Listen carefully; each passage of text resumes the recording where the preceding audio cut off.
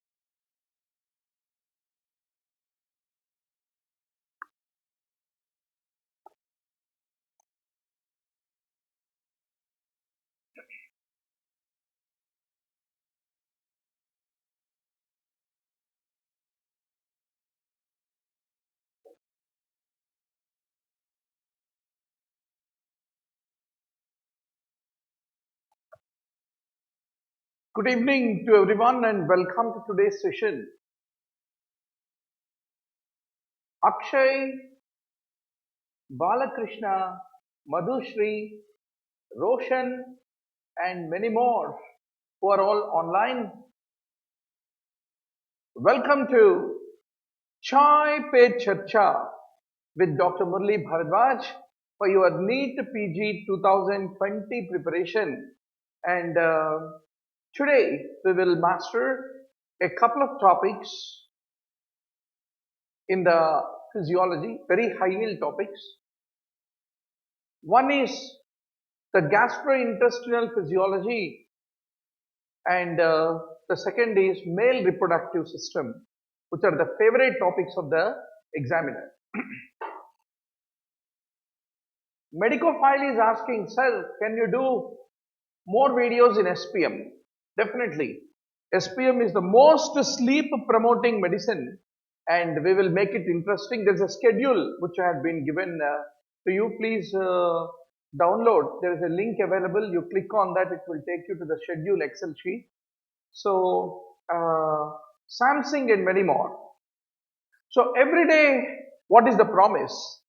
The promise is not only what to read, how to remember 5 mnemonics every day. And we will have 1500 mnemonics, the list that you need to master by the time it is the end of the year. I want to make you perfect. So sometimes certain things which are inevitably asked, but we need to remember and need to use our rut memory in the brain. So that is what I want to basically help you all. So let us make the great beginning today. What are the mnemonics in the store? HBV serology. One of the favorite questions of the examiner. How do you remember? Whether it is immunization, a person who received immunization of hepatitis B, or whether it is the window period, or whether it is a recovery phase, or whether it is an acute infection, examiner asks the question. So how are we going to remember is the thing. So you can yes, that's good. Just focus on the board, please. You can remember SEMA, SEMA bulbs, SEMA tubes, SEMA. You should remember when it comes to hepatitis B serological markers. SEMA क्या होता है? S is HBs Ag, surface antigen. E is HB, E, Ag is what you need to remember, and you remember it as SEMA. Surface antigen, envelope antigen, and IgM antibody. If these three things are there, it is acute infection. When hepatitis B acute infection happen, what will you have? Surface antigen you will have, and you have envelope antigen you will have, and IgM type of a antibody against the core antigen. When these three things are there, वो हो जाता है acute hepatitis B infection. When it becomes chronic, what it will be? This M becomes G, Ig, G is what you need to remember. Every time you go to party, every time you organize any party in the college, medical college, who comes first? The men who are salivating will be landing for the beautiful girls to come. Always the girls take a little time to get ready, apply the lipstick, and the girls come late. So IgG comes late, IgM comes first, and the IgM against the core, it is hepatitis B, core against the core antigen, the antibody, which is of the IgM type, envelope antigen, surface antigen is the one which comes during the acute infection. When this becomes IgG, that means he has become chronic is what you will basically understand. Then you can remember one very important easy way to remember. I am a widow recently. I am a widow recently. Who said that? Seema said that. Right? So, I am means here you write immunization. Immunization or previous infection. You keep it here. Then the second situation that you have is widow. Widow means you remember it as window period. Right? So better you don't write it here. You write it here. Immunization. I am immunization or recent infection. And here this is window, that is I am widow, recently. So you have something called RE. RE means recovery. RE means recovery. So if you undergo immunization or recent infection, then surface antigens, antibody is there, no? That is HBsAg will become visible. When antibody is there, it is like mother-in-law. If antibody comes, daughter-in-law will leave the home. Surface antigen is like daughter-in-law. So, I am, that is immunization or recent infection. Surface antigens antibody will appear. Okay. Now, widow, that is window, उसमें क्या होता है? HBE antibody will appear. That becomes window period. I am widow. Then recently, so ये दोनों को मिलाओ तो क्या बन गया? You get HPS antibody and HBE antibody and यहां के आईजीजी आ गया, IgG against the hepatitis core antigen. So this combination of surface antibody, envelope antibody, IgG type of an antibody against the core antigen, ये सब combination जहां रहता है इसको कहते हैं recovery. So I am a widow, recently set the SEMA is what you have to ultimately remember. So now you're all experts. Whenever examiner asks a question on hepatitis B, this is going to be the crucial thing. And ऐसे चीजों में आप एक बार पढ़े तो बार बार नहीं पढ़ना, याद रखना forever.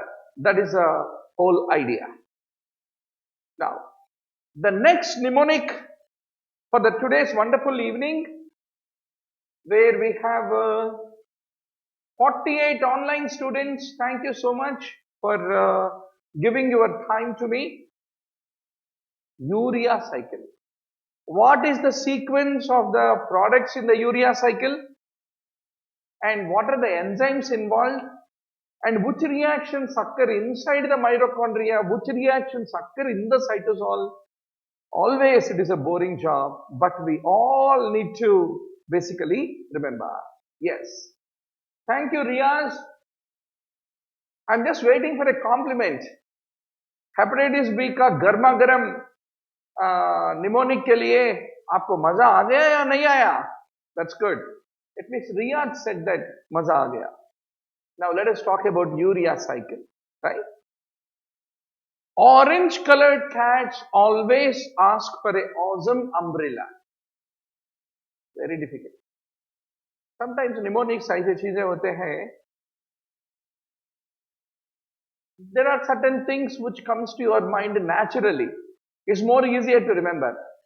But there will be at least some 5,000 points and topics where you have to mug up and go to the exam. You must be ready with all your SWATs, missiles, everything to face the examiner. Thank you, Soumya, Akash Rai, Roshan. आप सबको भी मजा आ गया. रोज शाम मजा आना है पढ़ने में, पढ़ाई देने में, right? So orange colored cats always ask for the awesome umbrellas. You just put a reminder on the UMedico app for this PowerPoint slide. We will add it into the notes. Every PowerPoint goes into the notes, and it keeps giving you the reminders. Orange होता है ornithine. Let's remember it in the long run, right? So, what are the things that you'll remember? Orange colored cats always ask for awesome umbrellas. Umbrellas. Orange होता है ornithine. Color होता है Carbamoyl, phosphate. Cats is citrulline, and always is aspartate, and ask is arginosuccinate, and fur is fumarate, and awesome is arginine, and umbrellas is urea. Urea leaves the cycle.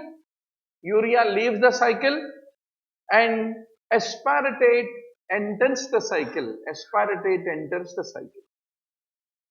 So orange color cats always ask for awesome umbrellas is something that should go into your mind. And you can see Orange, ornithine. Colored is carbamoyl phosphate. Cats is citrulline. And always is aspartate. And ask is arginosuccinate. F, fumarate, that is fur. Awesome is arginine, and U is umbrella's urea. If you know this order, remembering enzymes is no challenge. All enzymes are named according to the function. What is the end product based on that? So you have this carbamoyl phosphate synthetase 1, which will help in the formation of carbamoyl phosphate. Then carbamoyl transcarbamylase is the one which is converting carbamoyl phosphate into citrulline. Then you are having the arginosuccinate synthetase producing arginosuccinate. Arginosuccinate lyase breaks down the succinate to form arginine and release the fumarate, and arginine becomes the ornithine, and for that you need to break the arginine, hence it is called arginase 1 is what you can very easily remember. Now, the next favorite and difficult, nasty, stupid, idiotic thing in the planet Earth for the NEETPG exam is interleukins का number. तो Einstein हो या मेरी Curie हो, फर्क नहीं पड़ता NEET PG examiner को. नीट पीजी एग्जामिनर धंधे की बात करेगा, धंधे में खाली धंधे की बात होगा, and you have to be ready to fight and face the examiner. How will you remember interleukins? First, interleukin 1, interleukin 2, interleukin 3, interleukin 4, interleukin 5, interleukin 6, interleukin 7, interleukin 8. Now, what is the function of them? Interleukin 1 कैसा होता है? ऐसा रहता. So इसको पलटाओ, क्या मिल गया आपको? T cell activation is the function. Interleukin 2 just इसको ले जाके ऐसे ऐड करो, 8 हो गया ना. CD8 activation is the function of interleukin 2. Interleukin 3 ऐसा रहता, इसको ऐसा करो, मैकडोनाल्ड का यम हो गया. इसलिए what is the function of interleukin M? I mean 3, myeloid cell activation is the function of interleukin 3. Then comes the interleukin 4. Interleukin 4, my God, how you write 4 is important. देखो बेटा ऐसा करो, जरा ऐसा करो, 2 स्ट्रोक मार दिए तो ये हो गया. That is the reason IgE activation is the function of interleukin 4. Then comes interleukin 5. Interleukin 5 इसके ऊपर वाला interleukin E को किया ना, तो 4 is E, you remember, automatically 5 is A. So IgA activation is what you need to remember. So this is not, this is something that you need to remember in rhythm. Okay. Then interleukin 6. So how will you write 16? ऐसा लिख देते, right? So इसको जरा ऐसा करो, क्या हो गया? G हो गया, right? So typically it lead to IgG activation is what you need to remember. Interleukin 7 है, 7 को जरा ऐसा करे तो क्या हो गया? L हो गया. So L is what? Lymphoid cell. Lymphoid cell activation is the function of interleukin 7. Lastly रह गया interleukin 8. So ये 8 जो है उसको cut down this part. X हो गया ना? So what is X? Chemotaxis. So chemotaxis is what you need to remember. Interleukin 8. Then another important thing that you need to remember in the tomorrow's exam is interleukin 1 is produced by macrophages. 2, 3, 4, 5, 6, they are all called helper T cell produced. Helper T cells produce it. 7 is produced by the stromal cells. 8 is produced by the macrophages and it lead to development of chemotaxis is what you need to remember. मजा आ गया? वीरू बोल रहा है super sir. That's right. So play it, enjoy it. This type of life doesn't come back. Let me tell you. When you become 45, now you are all 23, 24, 25. When you become 45 after 2 decades, what's happening?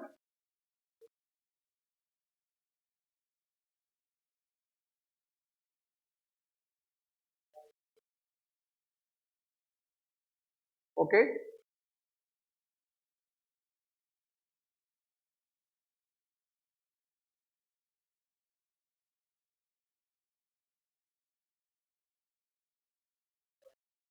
Huh? You need to cut down a part of the video of the camera. Okay, you need to edit, remove, delete some video. Hey guys, just give 5 minutes time. Our camera memory had a problem. Just so they will delete it and then we will restart. Please stay online. Just 5 minutes. 5 minutes.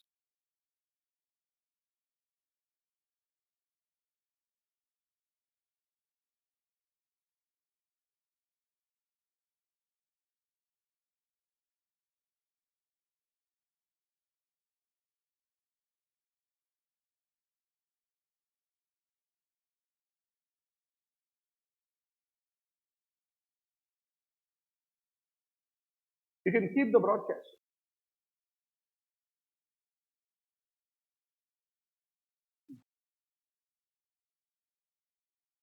No, no, let the broadcast continue. You can delete it.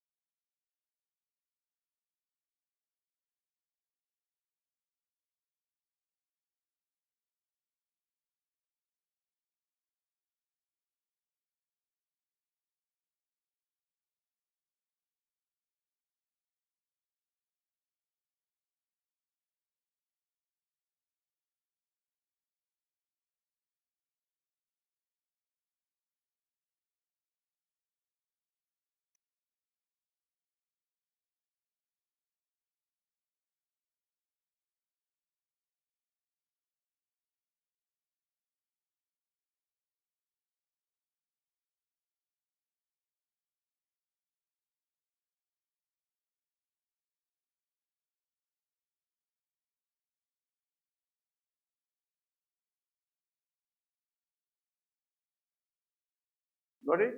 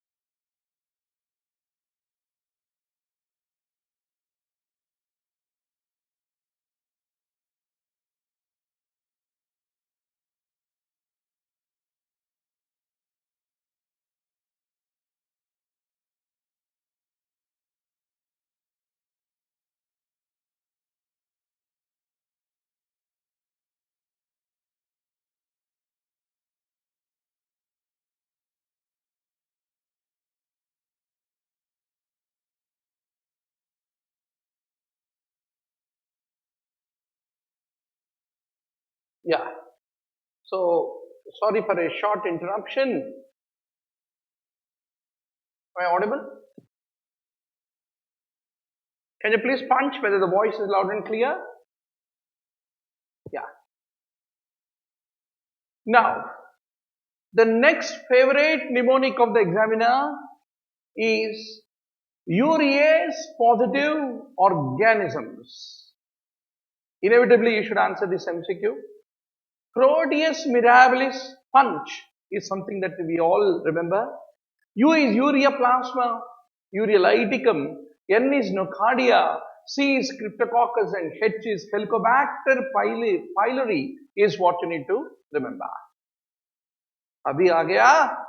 The next mnemonic for the NEETPG 2020, CD markers. Every time CD marker looks like the toughest mother-in-law staying in your home. That is a kind of a situation, but we should master it some way. So, first remember T cells. What will you remember? Can you go to the screen? Yeah. I mean, combined screen. No. Not the board. Now you're on board. No? Yeah. Okay. Now, T cells. How will you remember, doctor? T cells, what are the markers? Everything starts with T only. So, CD2, CD3, CD4. So, remember, first into last. How much is that? CD2 into CD4 is equal to CD8. So, that is also T cell marker. So, CD2, CD3, CD4, CD8, they are all called T cell markers. Then about the B cells, how will you remember? CD19, 20 and CD21, they are B cells. How will you remember? People call you bachelor or married. Bachelor or married. Marriage का age क्या है? Legal age 18 years ना. So after 18 years क्या हो गया? 19. So B cell is the bachelor cell after 18, that is 19. So CD19, CD20, CD21 is what you need to remember. Additionally, add first plus last. That means CD19 plus CD21 is equal to CD40. Even CD40 is also B cell marker is what you are going to remember. So now you know what are the T cells and what are the B cell markers. Then natural killer cells. What are their markers? Is a very, very important cell. Killing means what will you remember, doctor? Killing. कोई killing है तो? Once upon a time in Mumbai, movie देखा क्या पर? Gangster होता है killer. So, if you remember gangster, then what will you remember? CD 16 also is gangster. CD 56 is also gangster. The two gangsters are killer cells is something you need to remember. Then macrophages and neutrophils. How will you remember? Macrophages and neutrophils. So, you should remember that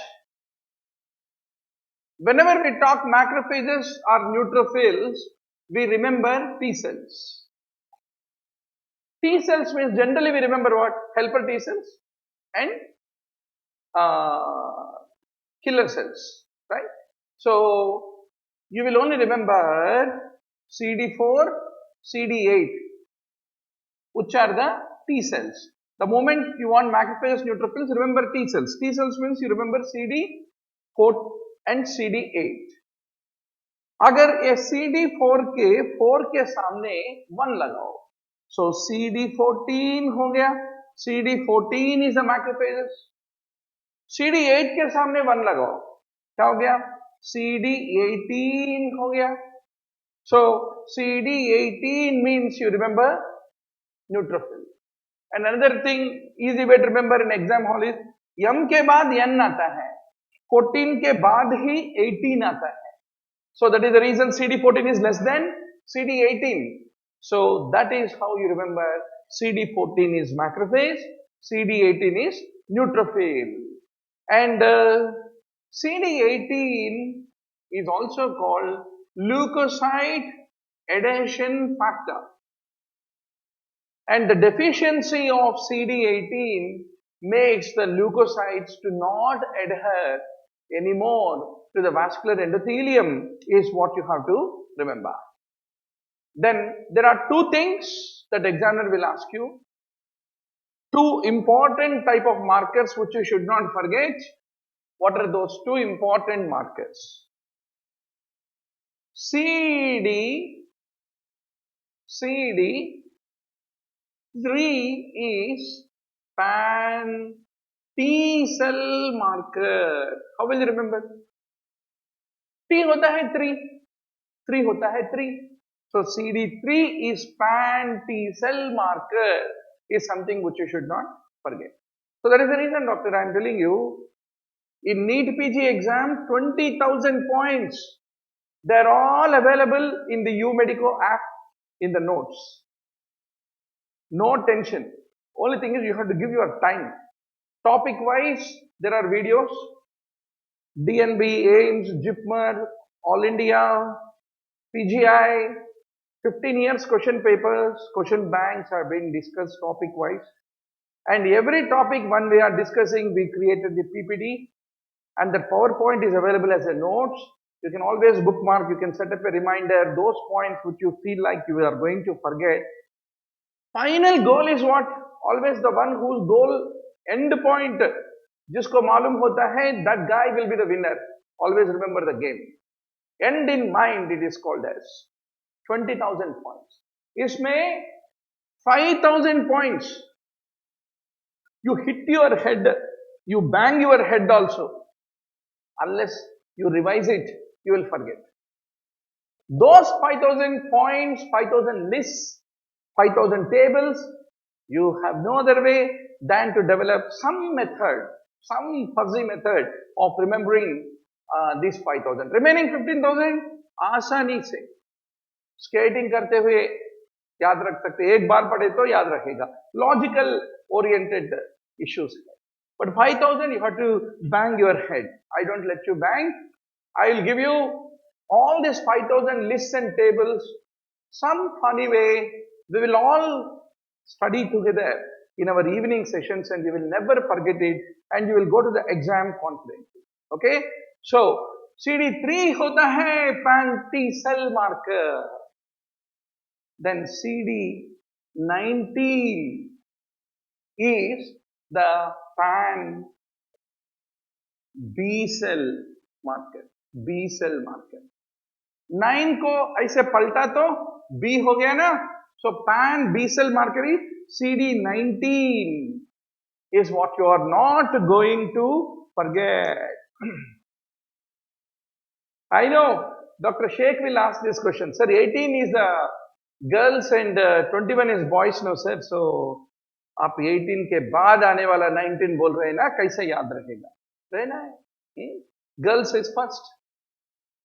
The next favorite list for you to remember. What are the side effects of phenytoin? All are H. What are the 5 H you remember? H for hyperplasia of gums, H for hyperglycemia, H for hirsutism, and H for hypersensitivity, and H for hydantoin syndrome, which is the teratogenicity. 5 H's you need to remember when it comes to phenytoin 5 is what you have to remember. Then the next mnemonic is the various antidotes for the heavy metal poisoning in forensic medicine and also for the NEETPG. In the NEETPG and DNB, all exams it is asked. With regard to the penicillamine, what are all the poisonings where you will use is a favorite question of the examiner. What is the famous CML that you know, chronic myeloid leukemia? So, C for copper, M for mercury, L for lead is the place where penicillamine. But how will you remember penicillamine and CML? CML में होता है Philadelphia chromosome, उसका spelling भी P होता है. So the big P you remember. Penicillamine is CML, copper, mercury and lead. Then calcium disodium editate. Where do you use it? You use it in lead poisoning. How will you remember? Lead, right? You can easily remember delta. Instead, you remember it as letta. So, leadta. Instead of delta, you remember leadta. So, lead में EDTA is the one which is being used. Additionally, EDTA is also used in zinc, cadmium, manganese, copper and iron also. Then, BAL. It is not used in iron and cadmium poisoning. This single disgusting, frequently asked question. How will you remember? All of you know, I panic in exam we say. So say panic in exam. So what is panic? BA hota hai BAL, N is not used in, I is iron and C is cadmium poisoning. This is, isko bolte hai NEETPG language. NEETPG itself like Latin, Greek, Mandarin. NEETPG का भी एक भाषा होता है. वो भाषा में आपको पांडित्य होना है to become the topper. So हमारा पांडित्य क्या होता है? Banic. Banic मत बनो. BAL है. BAL में you don't use it in iron and cadmium is what you need to basically remember. Then EDTA, where you don't use it. We don't use it in mercury poisoning is what you have to remember. So, then penicillamine. Penicillamine is not used in iron poisoning. Iron poisoning. So, these are the common questions which are asked. So, this is all the story. Doctor, now let us make the start of the today's class. Can you take me back to that original? Yes.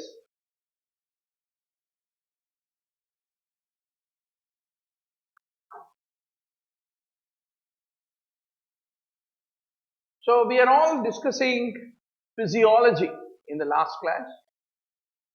Physiology. In that, the second most high yielding topic is various reflexes. Is a favorite topic of the examiner. Yesterday we were in the middle of the story. Let us continue. Preoptic nucleus lesion. What does it lead to? Once more, doctor. Hypothalamic nuclei. Thalamic centers. What are they? What is their function? Favorite question. Whether you go to DNB, AIMS, JIPMER or FMGE, you should be very sure. It is the hyperthermia. Keep punching your answers parallelly. Keep making a guess because all our discussions are all MCQ based discussions only. So that's the reason. Keep guessing even in our regular class also. What is your answer? Hyperthermia. So what are the various nuclei in the hypothalamus is the examiner's favorite question. hypothalamus को एक anterior hypothalamus, medial hypothalamus, lateral hypothalamus, 3 types.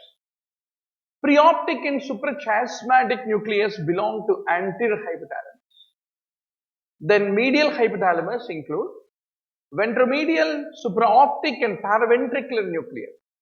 Lateral hypothalamus has got lateral nuclei and median forebrain bundle fibers. This is how you divide the hypothalamus.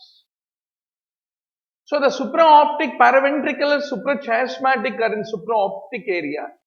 Then tuberal area of hypothalamus is joined to median and lateral. In the median you have ventromedial and arcuate nucleus, and lateral has lateral hypothalamic area. Then there is a mammillary region, in that you have mammillary nuclei and posterior hypothalamic nuclei is what you have to ultimately remember. So what is the function of these various nuclei is a favorite question. Paraventricular nucleus, oxytocin, antidiuretic hormone, all these things, the neurohypophysis will be secreting it and the posterior pituitary will be storing, right? So that is the function of paraventricular nucleus. Preoptic, anterior and preoptic nucleus, what do? They control the temperature. The heat response ke liye, if there is a lot of heat, then they lead to sweating. If there is a lot of cold, they lead to development of shivering. Then supraoptic nucleus, it also along with paraventricular produces oxytocin and ADH. Then suprachiasmatic nucleus produces the circadian rhythm, and you all remember melatonin, what is the role of it? Then posterior hypothalamus has a posterior nucleus, and one important part in the posterior aspect is the mammillary body. And the mammillary body is very important for the memory. And those who are having the Korsakoff psychosis, Wernicke's encephalopathy, right? So, where is the lesion? There are hemorrhagic lesions into this mammillary body, which is a part of the posterior hypothalamus, is what you need to remember. Then in the tuberal area, you are having the dorsomedial nucleus, which controls our behavior to the emotions. It has a close relation to the limbic system. We become angry, we become sad, all these emotions, dorsomedial nucleus. Ventromedial nucleus, agar laddu ka hai to, we feel the sense of satiety, that is due to the ventromedial nucleus. Then you have an arcuate nucleus. It has a very important control on the endocrine system. So these are the various nuclei. So every time examiner will pick up one question in one of these hypothalamic nuclei and try to sprinkle upon you, and unless you know that there is a table, unless you bookmark this particular PPT slide in the UMedico app, it sets a reminder to you and you will remember it forever, is what I like to tell you. So paraventricular nucleus, kya karega? Oxytocin release. Supraoptic, vasopressin.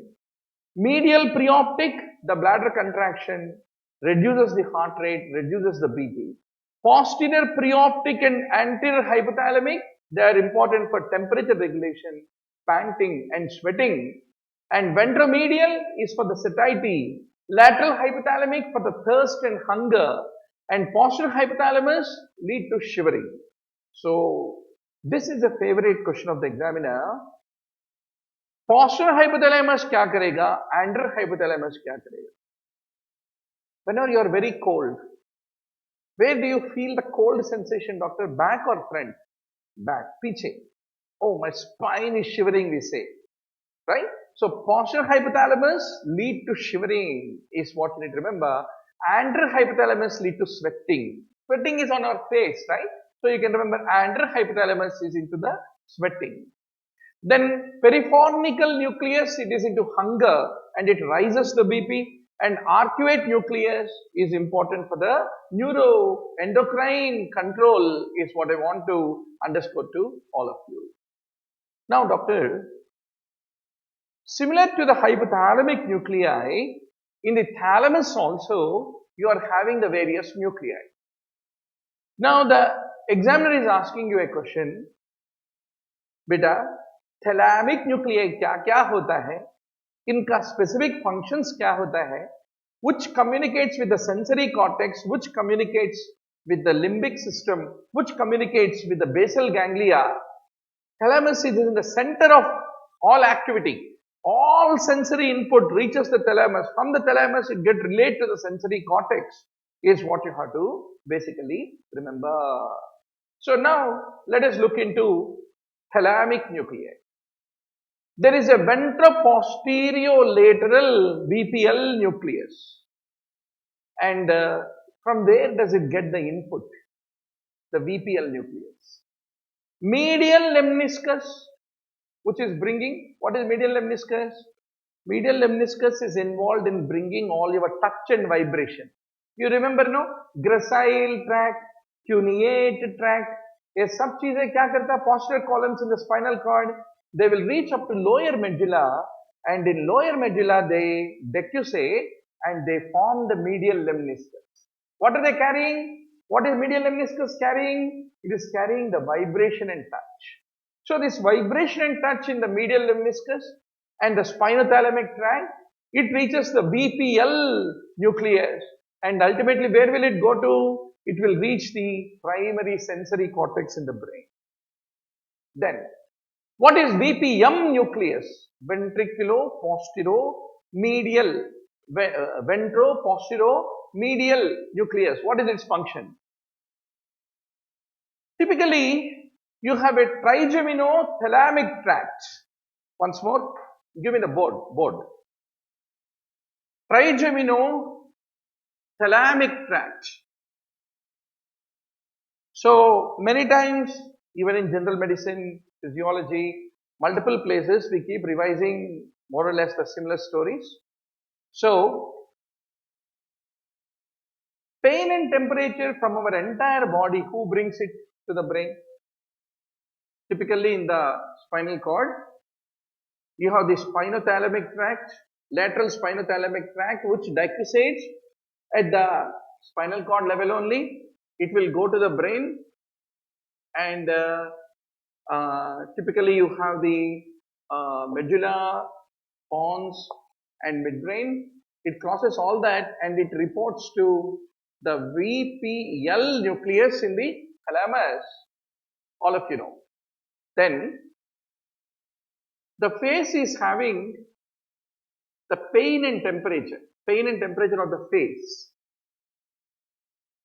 Whole body, it is spinothalamic tract. But for the face, the pain is carried by what is called as trigeminothalamic tract. But it won't be decussating like our body pain and temperature, which decussates. The face pain and temperature will be passing ipsilaterally, and it will be reaching the thalamic nucleus called VPM, ventro-posteromedial nucleus in the thalamus. It will be reaching. Then there is one more input coming from the down, reaching the thalamus to the VPM nucleus. What is that? You have a pontothalamic tract. What is an important nucleus in the pons, doctor? 3 nuclei. What are they? 5th, 6th, 7th are in pons. So, this 7th cranial nerve is associated with our taste sensation, where chorda tympani through the 7th nerve is bringing sensation and dropping it the pons. From the pons, the trigeminothalamic tract carries the taste sensation and reports at ventro-posteromedial nucleus in the thalamus. And from the thalamus, the taste will ultimately be reported to sensory cortex. That is how, when you eat a laddu, कितना journey होता है मालूम है ना? Laddu खाने के बाद chorda tympani carries the laddu sweet and taste and drops it at the pons, right? Then from there it goes to VPM. From the VPM it goes to the sensory cortex, right? So tomorrow when your girlfriend prepares a nice dish and you are eating but you are not complimenting, then if she asks you a question, इतना अच्छा मिठासी गाजर की हलवा बनाया, you are such a stupid fellow, I married you because you are a great cardiologist or a neurologist, you don't know how to appreciate what I cooked. What will you tell her? मेरे प्यारे, please don't forget, आप जो खिलाया मुझे वो खाना tympany से जाके मेरे पांस को बता रहे, अभी मेरा पांस बीपीएम को बताएगा थैलेमस में, बाद में मेरा सेंसरी कॉर्टेक्स फील होगा. सो इसलिए I'm a brilliant guy, but I have too much neuroanatomical knowledge is what you need to tell. Then doctor, another important nucleus in the thalamus is medial geniculate body. इसका function क्या होता है? Inferior colliculus. Now let me tell you. What are these colliculi? Basically, colliculi क्या होता है? So, if you look at once more, midbrain, pons and medulla. Midbrain में there are bumps of tissue called as superior colliculus and inferior colliculus. So, if you take the visual pathway from your eyes, when the path is traveling, it will typically travel through the superior colliculus. Similarly, when your ears are listening in the auditory pathway, when the fibers are traveling, they touch the inferior colliculus. So this inferior colliculus has a connection with one of the thalamic nuclei, right? Suppose you are listening a nice music. देखो देखो गब्बर सिंह, आवाज कहाँ आ रहा है सिंह, आवाज आके inferior colliculi reach होगा और वहां से कहाँ जाएगा? It will go to the medial geniculate body, which is part of the thalamus, is what you need to remember. Then you are watching a wonderful movie or a beautiful scenery of an African forest. Then the optic tract will go and report the superior colliculus in the midbrain. Superior colliculus in turn reports to the thalamus at a place called lateral geniculate body, is what you need to remember. So, फटाफट बोलो बेटा. Yeah. You should remember that superior colliculi, in Telugu we used to say, superior colliculus sustadi, inferior colliculus intadi. Intadi means it listens. Sustadi in Telugu means it will look at. So, superior colliculus see the things. Inferior colliculus listens to the things, is what you have to remember. Then you have a certain motor nuclei in the thalamus. What are the motor nuclei, doctor? Ventrolateral, ventroanterior, ventromedial are the three types of nuclei, the motor nuclei. What is the meaning of motor nuclei in thalamus? They receive the input and relay to the motor cortex in the brain. Hence, they are called motor nuclei.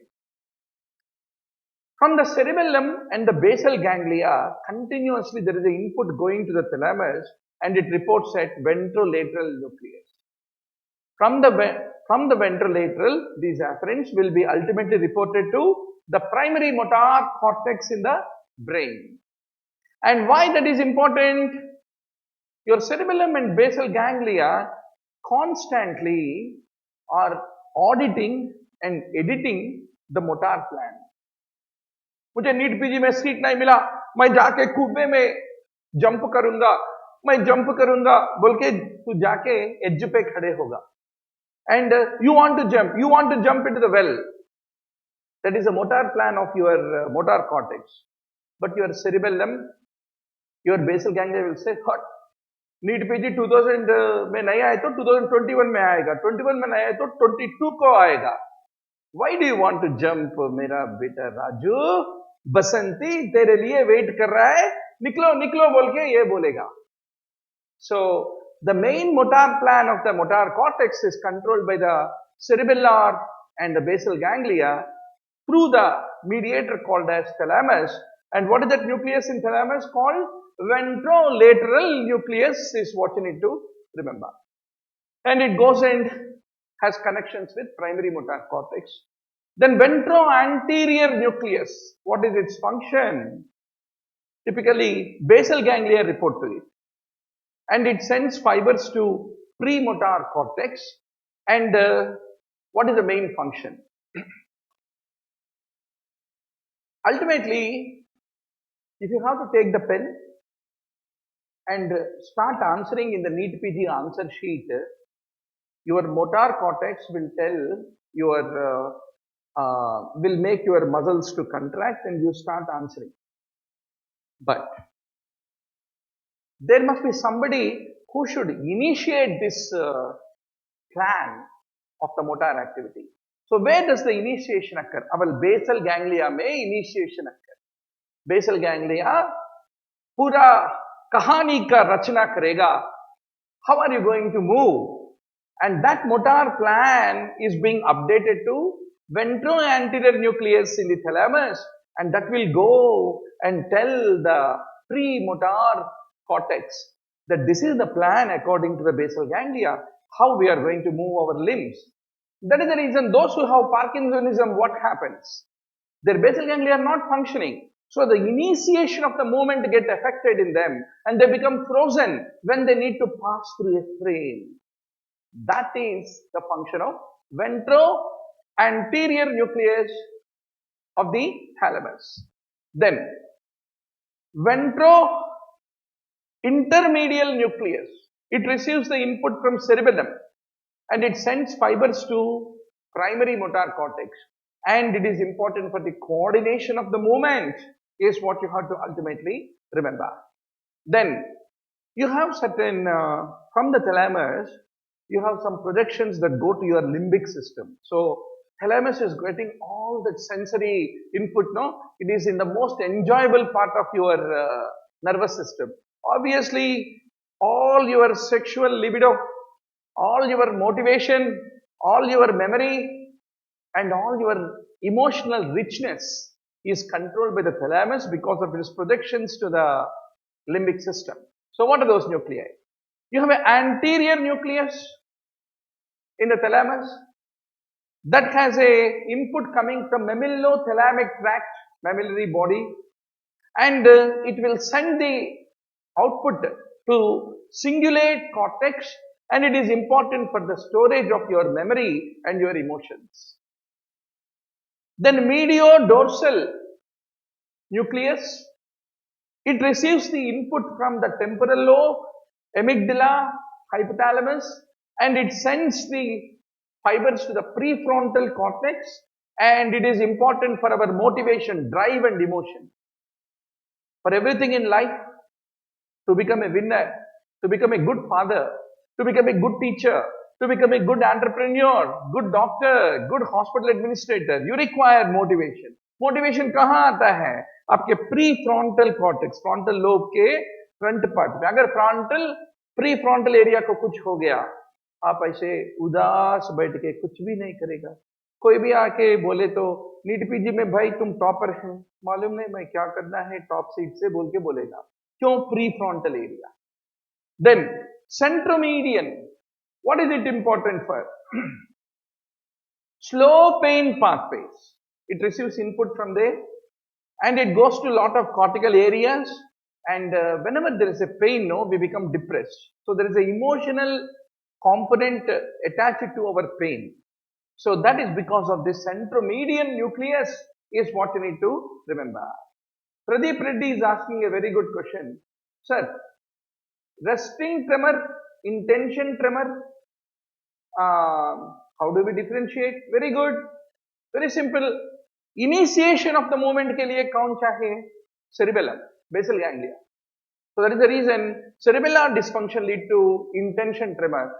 When you are sitting without doing anything, you don't have tremor. But the moment you initiate an activity, you ask the patient to touch the nose. So he will say like this. Then he comes towards the end. While touching the nose once more, he will do like this and touch. That is intention tremor, cerebellar dysfunction. Normally only resting tremor. Adolf Hitler will be walking in the rounds with a resting tremor. That is Parkinsonism, is what you have to understand. So, hypothalamic, thalamic nuclei, I'm sure that you got at least some inspiration. Just go back to the same textbook that you studied in 5 years back and you will find that all these things you might have underlined already by now, right? So that is a beauty part of the story. Now, doctor, the next question of the All India, the active agent of the cannabis, it resembles the receptor of which endogenous product created in our own body. So there is something called anandamine. Anandamine produced in our body and the cannabis that you take as a substance abuse, both of them have the same receptor. इसलिए अगर cannabis नहीं लिए तो भी हमारे body के अंदर cannabis के जैसे स्वभाव का substance is being produced. In the brain, which part is resistant to hypoxia? So, most of them are sensitive, highly sensitive, but the brainstem is something that has a relatively better resistance to the hypoxic injury. Very good. Dr. Sheikh has given a very good mnemonic. Anand is happiness and Anandamide is the one which will give you Anandam like cannabis. Beautiful. Nice mnemonic. So that is a comfort. Instead of reading alone in the home, you have 86 classmates, including me, 87, who is available in the right now. Then preparation becomes a joy. That's the whole idea. Right, doc? Now, what is that memory which is needed for repetitive skills performance is called as? Is a favorite question of the examiner. It's called implicit memory. Abhi yaro, let us do an autopsy on this topic of types of memory and what are the different terminology for these types of memory. The human memory is of three kinds. Sensory memory, short-term memory, which is called working memory, and long-term otherwise called lifetime memory. Sensory memory. If you have given a French kiss to your fiancé, wow, what a nice moment. But within another 10 minutes, do you still have that persistent feeling on your lips? No. So that is sensory memory, generally less than 1 second. Then short-term memory is a working memory which is less than 1 minute. So while you are going to the hospital, your mom said, "Hey Anand, don't forget to bring the vegetables which I told you while coming from college." Less than 1 minute. Then long-term lifetime memory, it is being divided into explicit, implicit. Consciously you will have the memory is called explicit and unconsciously जो memory हमारे अंदर रहता है implicit. So procedural memory for the skills and the various tasks. For example, as a house surgeon, to put a Foley catheter, do you need to remember all the steps and open the book for doing that? No. Sister, get my gloves. Sister, get the betadine. Tuck, you will put it and then procedure is over. You have to put a central line. You have to do a tracheostomy. All these skills जो होता है unconscious हो जाता है, इसको procedural memory बोलते हैं. Whereas explicit memory is something which is conscious. So in that you have what is called declarative memory. The memory for the facts. What is the length of the trachea? What is the length of the external auditory meatus? Oh my God. Facts. That is all declarative memory. Unfortunately, 300 MCQs in the entrance exam, 200 questions will be declarative memory, facts. Similarly, the memory for the events. What happened on that rainy day while you are walking with that girl? When you are in your 9th standard, returning from the school, that is event, a declarative memory. Only when there is a rain, you have a chance to remember, then you will remember that particular event. Then in that, the memory for the events and experiences is episodic. Memory for the facts and concepts is semantic memory. So that's the reason NEETPG is called semantic PG is what you have to ultimately remember. So sensory memory is a fraction of a second. Short term is less than 1 minute. In the long term, you have explicit, implicit. And explicit is declarative in that you have episodic, and semantic is what you need to remember. Now, doctor, in the long term memory, suppose you have learned a new word, murcielago, which is Spanish for bat. Your neocortical neurons are learning it. That is a long term memory. Whereas, you are ignoring the sounds of the fan in the room after you have come into the room. Initially there was sound, but later on that sound is not touching you. That is called impetuous memory, which is unconscious. So in the long-term memory, what are the types, doctor? Declarative, non-declarative. Declarative is explicit, non-declarative is implicit. In that, for the facts, like what is the capital of Africa is semantic, and for the events, it is called episodic. Then in the implicit, you have procedural skills and habits, where basal ganglia is important because of its connections with the limbic system. So that is procedural. Then you have the priming, which is being done by the neocortical areas. Then you have classical conditioning, where your skeletal musculature knows while you are driving how to drive. That is all non-declarative, implicit memory. And similarly, you have an emotional response where amygdala is controlling. Is another example of implicit memory, is what I want to underscore to all of you. So every time examiner asks the question, one of the definitions of these various types of memory, that's all he is going to ask. Now, nerve fiber classification is a favorite topic of the examiner, doctor, you should be sure. So, which is an unmyelinated nerve in this? You should remember it is a C fiber.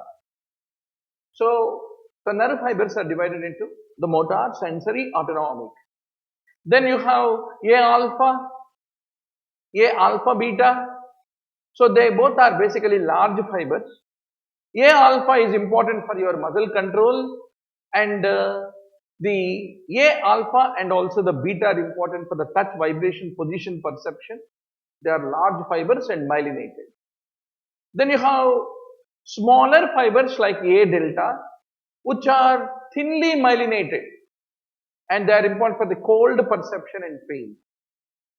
Then you have unmyelinated or a thinly myelinated or unmyelinated C fibers, and they are important for the autonomic functions like heart rate, blood pressure, sweating, GIT, gut function, and the warm perception, etc., etc. So, doctor, this is another important PPT slide.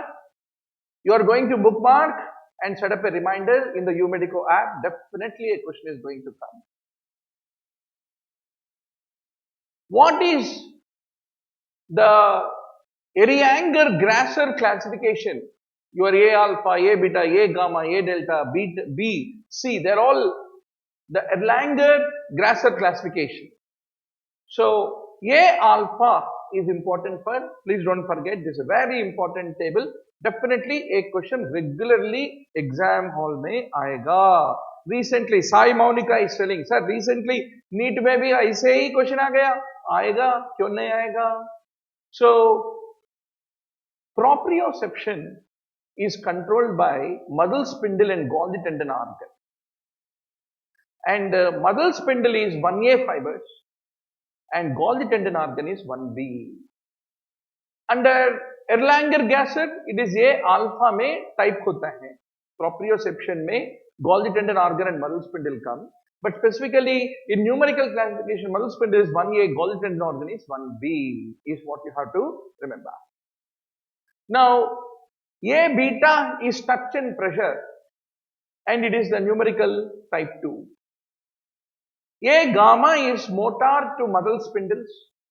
A delta is the fast pain, cold and touch, and in the numerical it comes under 3. Then B fibers are preganglionic sympathetic. Then C fibers are the dorsal root. Ventral root is motor, dorsal root is sensory. So which sensory? Slow pain receptors and hot mechanoreceptors, and they come under the numerical 4. Then in the C you have sympathetic postganglionic fibers come under the C, which are fundamentally unmyelinated fibers is what you have to remember. So the B are the myelinated preganglionic sympathetic and C are unmyelinated postganglionic sympathetic is what you have to ultimately remember. Now the next question is, the joint position and the vibration sense, how are they basically carried is a favorite under the topic reflexes. They are carried by, already you all know the answer, A alpha fibers as we discussed in the earlier question. So this is one table, doctor, you should not do a wrong in this question next time, right? So A alpha, motor and proprioception. A beta, pressure and touch. A gamma, it is motor to muscle spindles. A delta, it is pain, temperature and the myelinated touch. And B, preganglionic. C, dorsal root pain, which is non-myelinated. And sympathetic postganglionic, which is also not myelinated. Abhi aa gaya, mother of all questions. Stretch impulse. Stretch impulse is carried by what? So you should remember what is stretch reflex, how does it happen. A lot of students have a confusion between 1A, 1B, Golgi tendon organs, everything. Another 10 minutes में मैं आपको इस topic में माहिर बना दूंगा. Let us see. And inevitably one question comes. Once more you go to AIMS, same topic will come. So, reality, doctor, remember, reality can be good, reality can be bad, reality can be sweet or reality can be bitter. You have to face the reality. Then only you become a great human being and a personality. A lot of times we avoid the reality and run away. The reality is there are certain topics we don't read in physiology in our first year. Because very 7-8 months may you have to read so much and then go for the exam. But we get 1.5 year time during the second year. But we don't want to face reality, what we missed in first year. We will pass. Passing exams mein tension kabhi bhi nahi tha. So, NEETPG is an exam that checks whether you are audacious enough. Did you have the courage to face the reality? It is a test for that. Okay? So, let us get real. Now it is a wonderful time to set all our setbacks aside, fill the gaps, get robust in the concepts, do a revision, and once we finish all the concepts confident. Nobody is going to stop us from winning the entrance exam. So stretch impulse is carried by what is a very, very important question. Very happy to see 92 online students. Fella, what is reflex? There is one receptor stimulated by a stimulus, and that is carried by afferent nerve that goes to the central connections, and from there efferent nerve comes out, it goes to the effector organ, and there is a response. This is basically called a reflex, is what you should understand. So what is a stretch reflex? In the spinal cord level, spinal cord is like your police control room. It will be knowing, hey, this biceps is getting too much stretched ray. This triceps is getting stretched ray. Oh my God, soleus is getting stretched ray. It will keep checking who is getting stretched. Spinal cord is monitoring. So the stimulus for the stretch reflex is a muscle stretch, and the response to that is contraction of the muscle. That is the stretch reflex. And the receptors, there is always one receptor, one stimulus, one effector organ, and one response. Receptors are the stretch receptors which are located in the muscle spindle inside the muscle. They are telling that this muscle is getting stretched, and a response to that, the muscle is made to contract by the anterior horn cells which are there in the spinal cord. That is the stretch reflex, is what you need to remember. By let us do an anatomy of the muscle spindle kahan hota hai, muscle ka structure kaisa hota hai. Let us see. So basically this is the bone, this is the muscle, it is attaching with a tendon, and you have this muscle spindles over here. Okay, muscle spindle is here classically. If you cut the muscle is having the regular muscle fibers which are called the extrafusal fibers.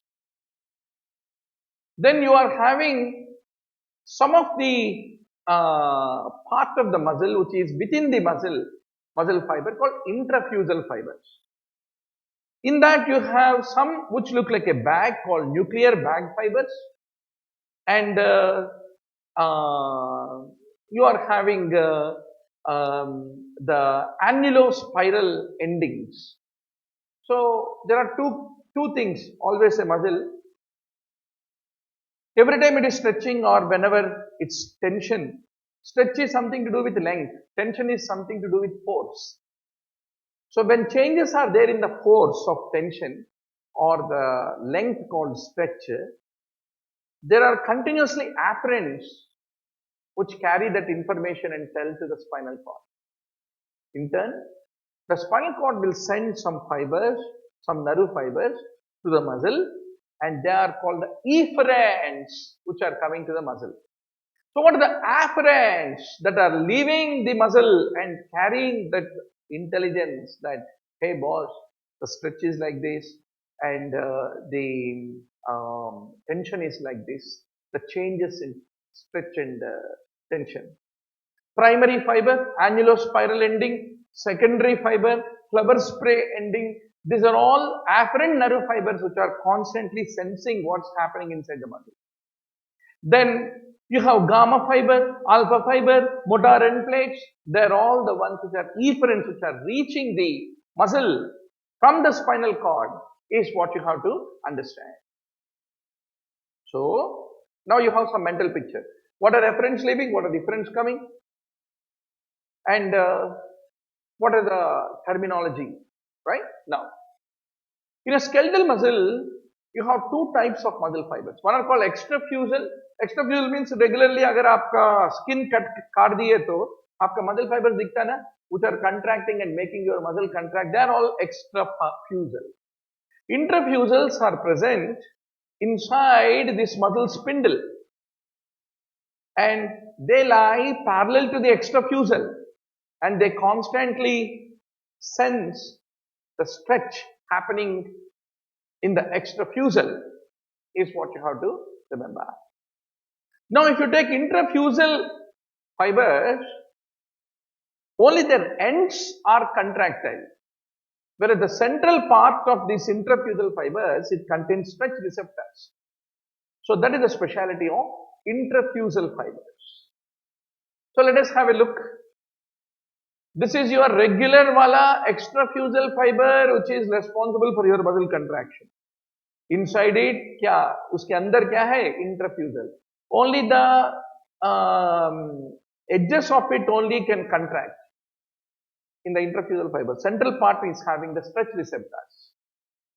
So the stretch receptors are located in the central part of these intrafusal fibers. Now, what is the nerve supply to them?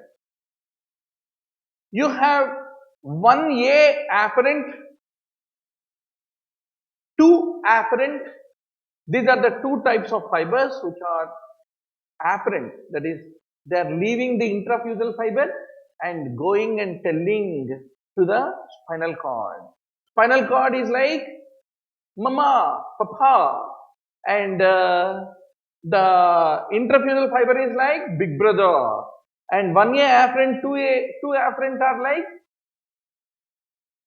choti bahan. So 1A afferent and 2 afferent will go and tell the spinal cord, mama, see, भैया बाहर bike के ऊपर बैठ गया, बोल के बोलेगा. So who is the भैया? भैया is the intrafusal. 1A 2 afferent is behan, and spinal cord is the daddy and mommy. Then where will from the spinal cord to the muscle the efferents come, no? And they make the muscle to contract. So from the spinal cord to the muscle, when the motor fibers come, some of them will go to the extrafusal fibers, make it to contract.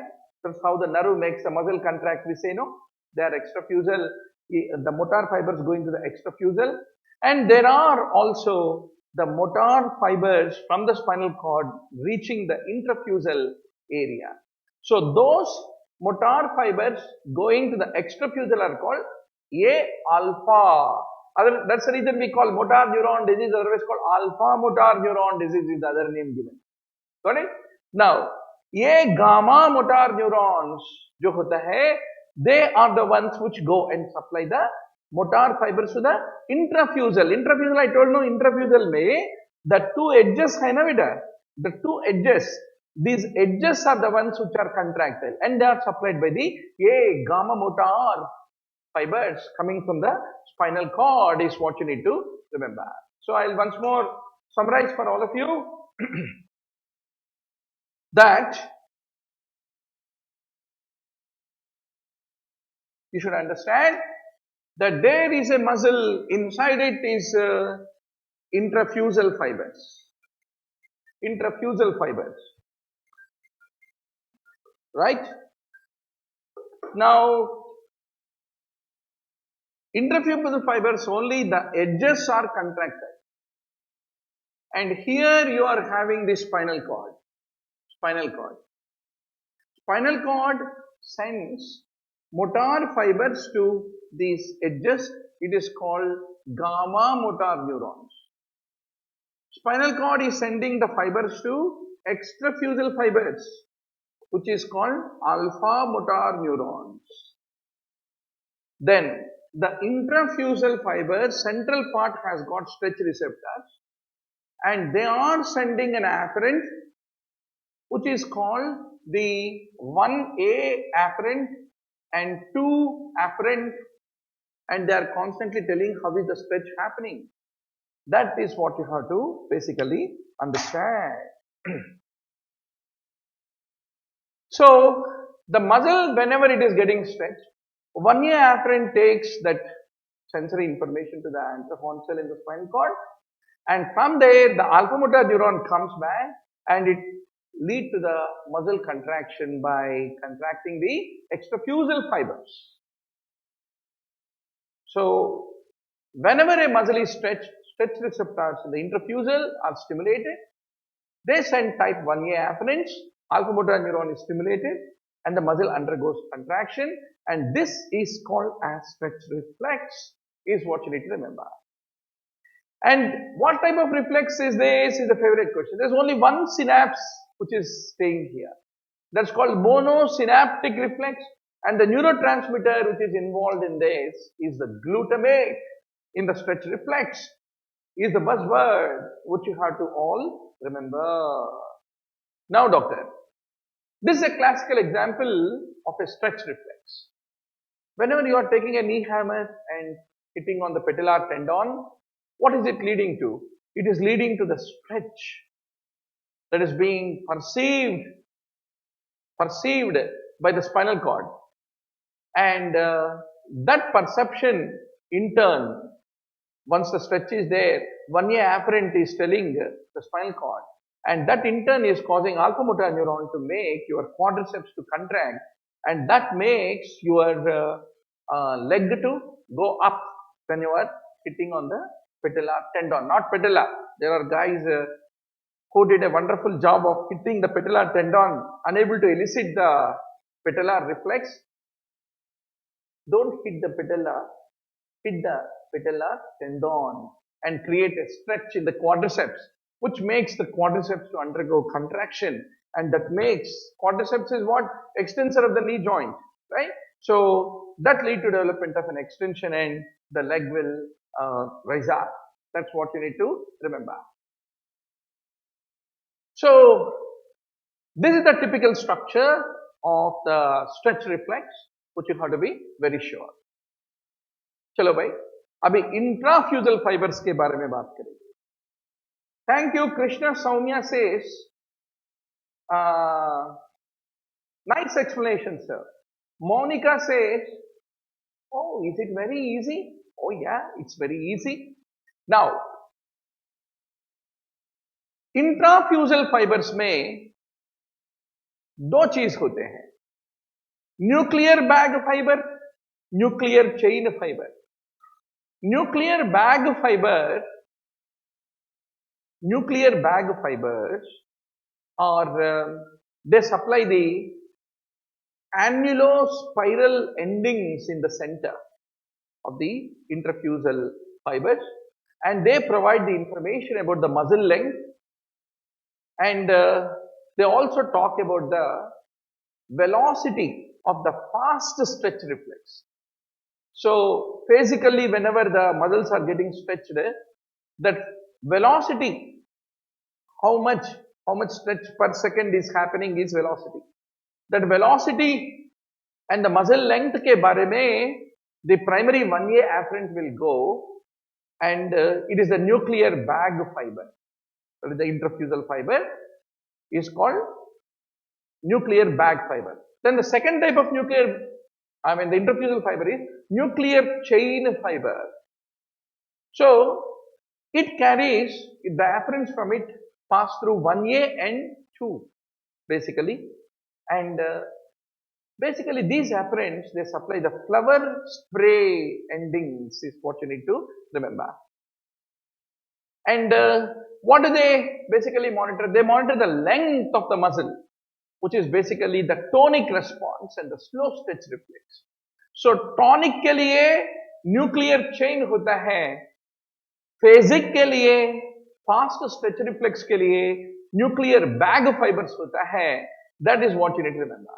Annulospiral is for the muscle length and its velocity, phasic response, whereas flower spray is for the tonic response and the slow stretch reflex is what you have to ultimately remember. Then you also have, so 1A afferent is carrying from their annulospiral endings.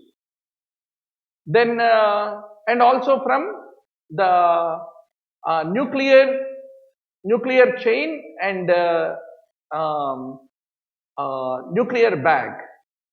Both the bag and chain say 1A afferent is carrying. Then only the nuclear chain is by the 2 afferent. A chain hota hai, a bag hota hai. Got it? Now, as I told you, spinal cord sends what are the efferents to the muscle? Extrafusal fibers are supplied with the alpha motor neuron and intrafusal are supplied by the gamma motor neuron is what you need to remember. So stretch reflexes are of two kinds. Phasic stretch reflex, tonic stretch reflex, you should be very sure about. So if you stretch the quadriceps muscle quickly by tapping on the patellar tendon, that becomes a phasic. It evokes a discharge in the primary afferent 1A fibers and it is a monosynaptic fiber reaction and that makes the alpha motor neurons to lead to contraction of the extensors of the knee, that is the quadriceps. Tonic hota hai, if you are passively bending the joint, it elicits a discharge from the group 2 afferents and that increases the tone of the anti-gravity muscles and this tonic stretch reflex is the one which is responsible for us to maintain an erect position. Agar from a lying down to erect position आप खड़े हो गए तो why are you falling down like a bag? Because your muscles are getting that tonic stretch reflex and you are standing today, your muscles have a tone in the anti-gravity muscles is all because of group 2 afferents and the tonic stretch reflex is what you need to remember. अभी gamma motor neuron के बारे में दो तीन बात करेंगे. So where are this gamma motor neuron, alpha motor neurons है सब कहाँ रहता? All motor neurons are in anteroconsils in the spinal cord. So you have sciatic nerve, peroneal nerve, axillary nerve, ये सब क्या है? Motor nerves. इसके अंदर अल्फा मोटर न्यूरॉन्स भी ट्रैवल करेगा, गामा मोटर न्यूरॉन्स भी ट्रैवल करेगा. But ultimately gamma supplies the intrafusal fibers, which are typically the contractile elements on either end of the intrafusal fibers. So you have the gamma motor neuron and the gamma motor neuron is the one which is basically supplying the ends of the intrafusal fibers.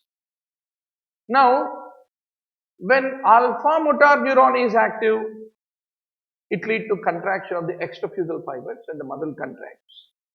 Whereas when the gamma motor neuron become active, that lead to intrafusal fibers to become contracted and that will stimulate the stretch receptors and that elicits a stretch reflex and those afferents will travel through the 1A and alpha and that in turn will lead to alpha motor neuron to get activated and that lead to development of the muscle contraction.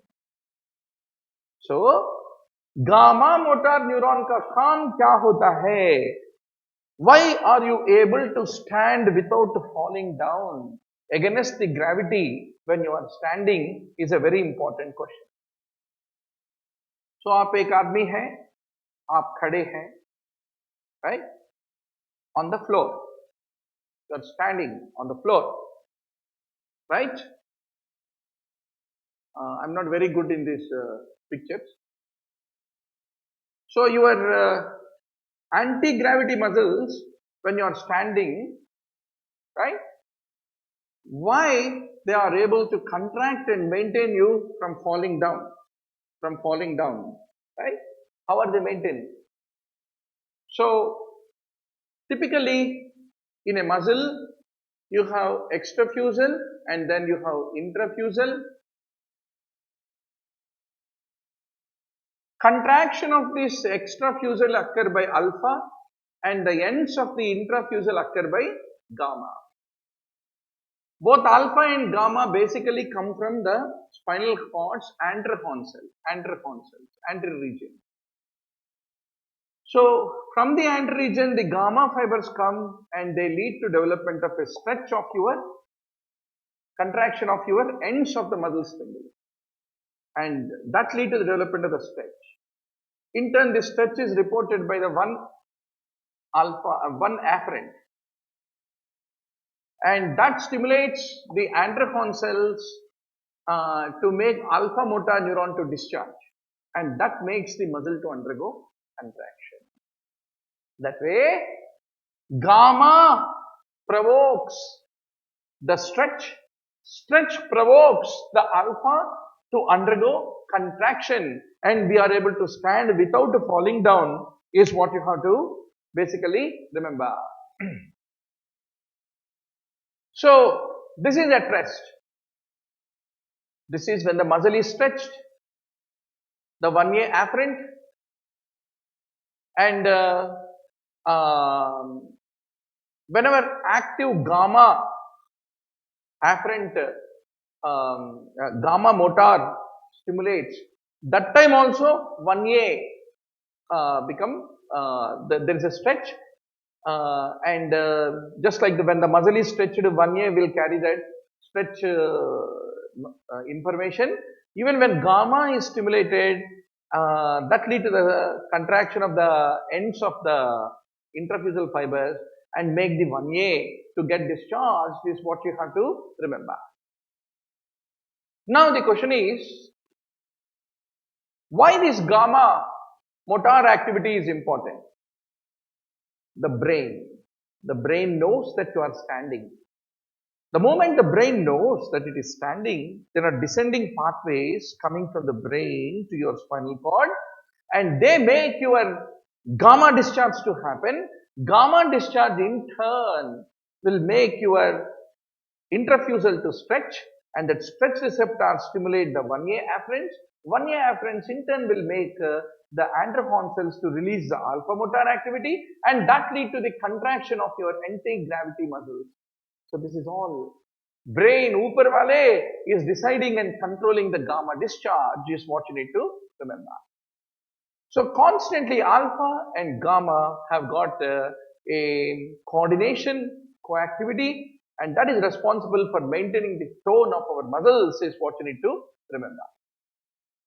Now, in this context, let us know what is meant by inverse stretch reflex. This is becoming a little longer, but I want you to fully understand. This is one critical area. पूरा reflex के topic में यही समझाने की जरूरत है. This is the important thing to discuss. Hope I am not very slow, right? Now, when you stretch a muscle, instead of contracting, if the muscle gets relaxed, that is basically called inverse stretch reflex. So, who mediates the inverse stretch reflex is the favorite question of the examiner. Normally, अभी तक हम क्या पढ़ा?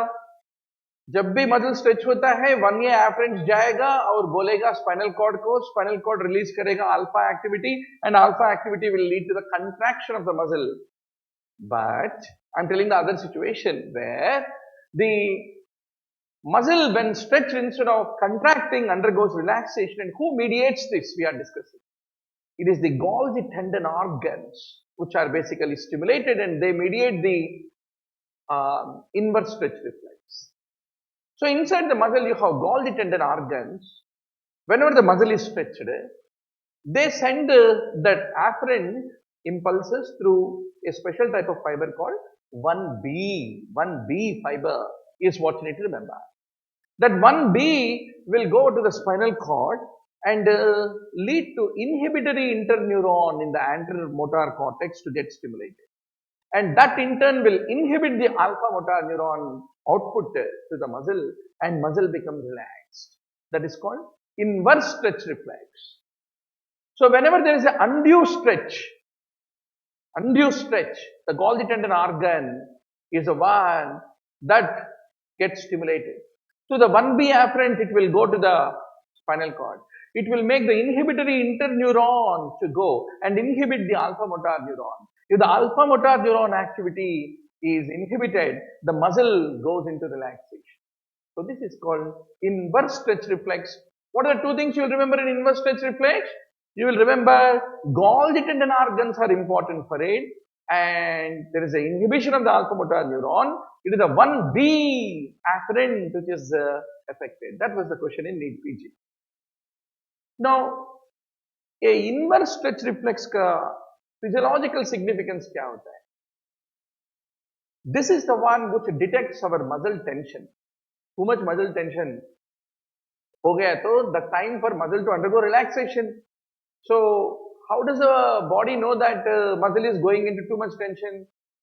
Typically, it will make Golgi tendon organs to wake up and typically release the 1B afferent, and that will go to the spinal cord, and that lead to inhibition of the alpha motor activity is what you need to remember.